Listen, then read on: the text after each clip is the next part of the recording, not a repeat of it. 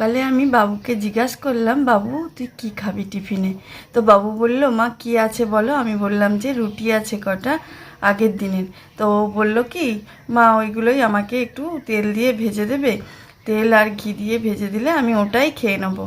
তো আমি ভাবলাম কি তাহলে ওটাই করে দিই আমি ওকে আজকে টিফিনে। তো দেখো আমি টিফিনে বসিয়ে দিয়েছি, একটা তাওয়া দিয়েছি আর তাতে একটু ঘি আর একটু সাদা তেল দিয়ে দিয়েছি। আর তিনটে যে রুটি আছে ওই তিনটে রুটিকে আমি ওকে সেঁকে দেবো, মানে একটু পরোটা পরোটা পরোটা মতো হয়ে যাবে রুটিগুলো। তো খেতে এটা খুব ভালোবাসে, কিন্তু এটা খাওয়াটা ঠিক না।